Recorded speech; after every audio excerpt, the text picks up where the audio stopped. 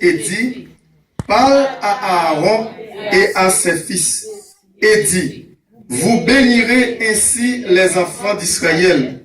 Vous leur direz, que l'Éternel te bénisse et qu'il te garde.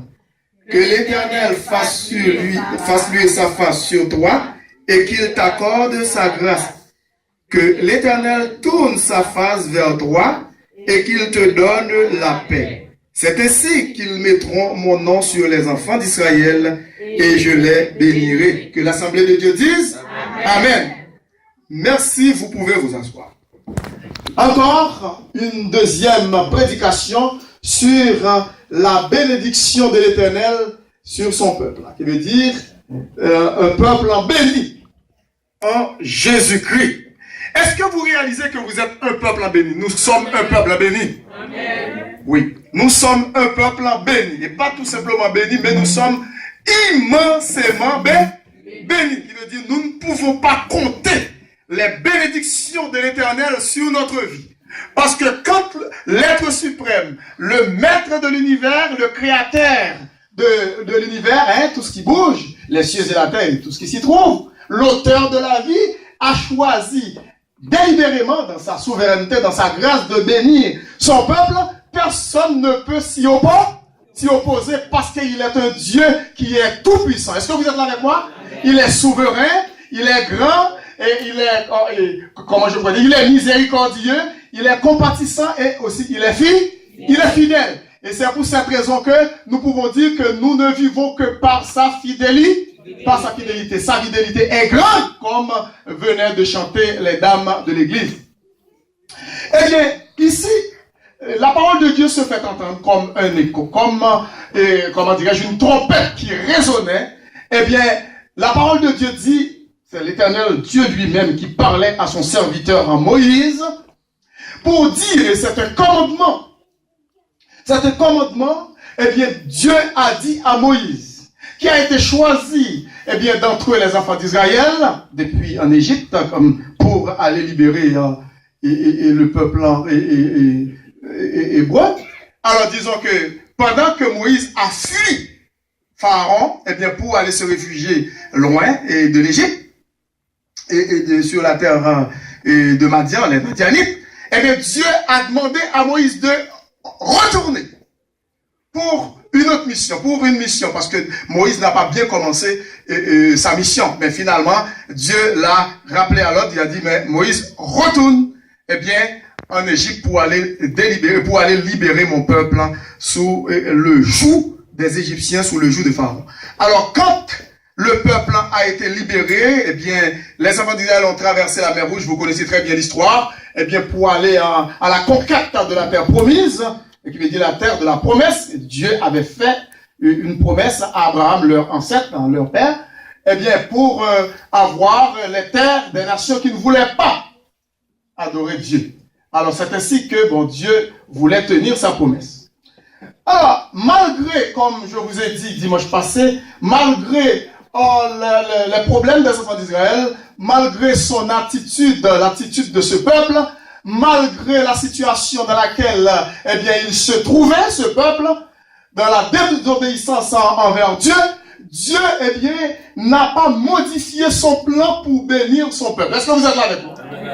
Malgré la désobéissance, malgré la rébellion de son peuple, eh bien, Dieu n'a pas, et dans sa grâce infinie, modifié son plan pour bénir son peuple. Et c'est pour cette raison que dans Nombre, eh bien, il a dit, et nous venons de lire, l'Éternel parle à Moïse et dit, parle à Aaron et à ses fils. Et dit, vous bénirez ainsi les enfants d'Israël, vous leur direz, que l'Éternel te bénisse. On avait dit que bénir, c'est dire du bien. Est-ce que vous êtes là avec moi? Benedictus, du latin. Dire du bien de quelqu'un. C'est pas dire du mal, et du bien. Que l'Éternel te bénisse. Et nous avons dit aussi dimanche passé, c'est pas seulement une bénédiction que Dieu voulait prononcer sur son peuple, mais Dieu voulait que son peuple en soit gardé aussi dans cette bénédiction. Est-ce que vous aimeriez être gardé dans la bénédiction du Seigneur? Ben oui. Pas tout simplement en se laisser prononcer une bénédiction, mais nous aimerions rester aussi gardés dans cette bénédiction. Et c'est pour cette raison que Dieu a ajouté ce mot garder. Que l'Éternel te bénisse et qu'il te garde. Que l'Éternel fasse luire sa face sur toi. Quand l'Éternel fait briller sa face sur quelqu'un, eh bien, il lui donne son approbation, sa faveur. Est-ce que vous êtes là avec moi? Sa faveur, son approbation, son amour, sa grâce et sa miséricorde. Parce que ici, il est dit que l'Éternel fasse luire sa face sur toi et qu'il t'accorde sa grâce. Et la grâce de l'Éternel, si nous sommes ici, c'est quoi? C'est à cause de la grâce de l'Éternel. Parce que l'Éternel a choisi de faire grâce à qui il décide, à qui il veut faire grâce. C'est pas parce que nous avons mérité quoi que ce soit de Dieu. Est-ce que vous êtes là avec moi? Est-ce qu'il y a quelqu'un qui peut se tenir debout dans l'assemblée pour dire que moi je mérite la grâce de Dieu? Non, impossible. Et c'est pour cette raison que cette expression dit que la grâce de Dieu, c'est une faveur imméritée. Est-ce que vous êtes là avec moi? Amen. C'est parce que nous ne l'avions pas mérité. Dans sa grâce infinie, Dieu nous a fait grâce. Est-ce que vous êtes là avec moi? Amen. Parce que Dieu est un Dieu d'amour, Dieu est un Dieu de miséricorde, Dieu est un Dieu de compassion, Dieu est un Dieu fidèle. Et c'est pour cette raison que même lorsque nous sommes infidèles, il demeure toujours fidèle. Qui veut dire que notre infidélité ne peut en aucune façon anéantir la fidélité de Dieu, parce que Dieu demeure fidèle. Il s'appelle fidèle et véritable dans l'Apocalypse. Est-ce que vous êtes là avec moi? Amen. Son nom est fidèle. On ne parle pas de Fidel Castro. Mais c'est Dieu qui est fidèle. Son nom est fidèle. En dépit de notre infidélité, malgré que nous marchons dans l'infidélité envers Dieu, parfois nous ne voulons pas adhérer à ce qu'il nous demande de faire, malgré, comment dirais-je, nos comportements, notre attitude, notre façon de faire, notre marche avec Dieu. C'est pas tout à fait parfois reluisant. Mais Dieu a choisi dans sa miséricorde, dans sa grâce infinie, de nous faire grâce parce qu'il est un Dieu fidèle. Et c'est pour cette raison que Jérémie aussi pouvait le dire. Dans les moments difficiles où il traversait, Jérémie connaissait pas mal de hauts et des bas.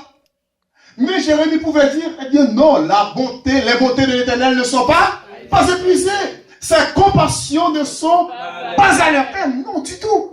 Mais elles se renouvellent chaque matin. Oh, que ta fidélité est grande. Il est grand en fidélité. Mais oui, c'est ça, grande en fidélité. Oh Dieu, mon Père, c'est un Dieu fidèle. Et c'est pour cette raison qu'il a dit que l'Éternel fasse luire sa face sur toi et qu'il t'accorde sa grâce. Et qu'il continue, que l'Éternel tourne sa face vers toi. C'est comme s'il veut répéter encore. Que l'Éternel tourne sa face vers toi en signe de faveur, et qu'il te donne la paix. Parce que nous avons besoin d'expérimenter la paix de Dieu. C'est vrai qu'une fois, dans notre vie, nous avons fait la paix avec Dieu puisque nous étions en guerre contre Dieu. Mais nous avons chaque jour besoin d'expérimenter cette paix. Est-ce que vous êtes avec moi? Et c'est pour cette raison que l'apôtre Paul pouvait dire dans Philippiens chapitre 4, verset 6, ne vous inquiétez de rien, mais en toutes choses, faites connaître vos besoins à Dieu par des prières et des supplications avec quoi? Des actions de grâce. Et la paix de Dieu, est-ce que vous êtes là avec moi? Et la paix de Dieu qui surpasse toute intelligence gardera vos cœurs, vous voyez, gardera vos cœurs et vos pensées en Jésus-Christ. Est-ce que vous êtes là avec moi? Amen. Parce que Dieu est un Dieu de grâce, c'est un Dieu d'amour, c'est un Dieu de compassion, c'est un Dieu de miséricorde, c'est un Dieu de fidélité. C'est pour cette raison qu'il nous invite à ne pas nous inquiéter. Quelle que soit la situation dans laquelle nous nous trouvons, souvenez-vous que Dieu a fait déjà ce premier pas. Il est venu sur la croix, Jésus-Christ lui-même. Il est venu dans son humanité. Il est mort pour nous. Il a ouvert volontairement ses deux bras. Volontairement, de façon délibérée. Il s'est laissé crucifier pour nous. Il s'est laissé humilier. Philippiens chapitre 2 le dit aussi. Pour vous et moi. Pour que nous soyons élevés pour toujours. Il a mis son vêtement de justice sur nous. Par son sang, il nous a lavés. Par son sang, il nous a purifiés. Il nous a sauvés. Il a payé la dette de nos péchés. En sorte que nous soyons appelés fils de Dieu. Et c'est pour cette raison que nous n'avons rien à craindre. Celui qui demeure sous l'abri du Très-Haut repose à l'ombre du Tout-Puissant. Hein? Le psaume 27 aussi dit, l'Éternel est ma lumière et mon salut. De qui aurais-je craint? L'Éternel est le soutien de ma vie. De qui aurais-je peur? Quand des méchants s'avancent contre moi pour dévorer ma chair, ce sont qui? Ce sont mes persécuteurs et mes ennemis qui chancelaient et tombent. Je suis prêt à piétiner mes ennemis. Est-ce que vous êtes là avec moi? Parce que l'Éternel est ma lumière et mon salut. Mais il y a quelque chose que David dit aussi dans le même psaume. Il a dit qu'il y a une chose que je désire ardemment. Je voudrais habiter toute ma vie dans la maison de l'Éternel pour contempler la magnificence de l'Éternel et pour admirer son temple. Est-ce que vous aimez passer des moments dans la présence du Seigneur dans son temple avec nos frères et sœurs? C'est le seul endroit que vous pouvez expérimenter vraiment une satisfaction durable.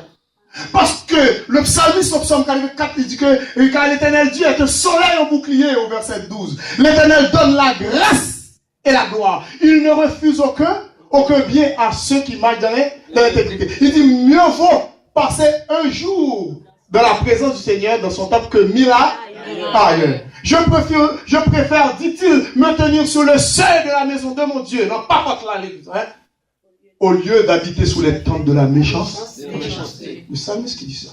Et c'est pour cette raison qu'ici il dit, et au verset 26, il dit que l'Éternel tourne sa face vers toi et qu'il te donne la paix. C'est ainsi, dit l'Éternel Dieu. C'est ainsi qu'ils mettront mon nom sur les enfants d'Israël et je les bénirai. Parce que nous portons un nom. Le nom de Jésus est plus élevé que tout autre nom. Amen. Quelque éclairé que soit un homme, il manque toujours de lumière, mais il vit tout entier dans les ténèbres s'il n'a pas Jésus-Christ dans sa vie. Quelque éclairé que soit un homme, quelque grand que soit un homme, qu'il soit pris ou qu'il soit, aucun autre nom qu'on le nomme. Jésus est plus grand. Il n'y a pas d'autre nom. Que le Seigneur nous aide à comprendre, à expérimenter, sa grâce, sa faveur, son amour. Qu'il fasse toujours, jour après jour, briller sa lumière sur notre face. Afin que nous puissions être de vrais exemples de Jésus-Christ, des vrais disciples, que les gens qui sont autour de nous puissent voir scintiller dans nos yeux, qui veut dire la joie de l'Éternel. Est-ce que vous êtes là avec moi? Que le Seigneur vous bénisse. Amen.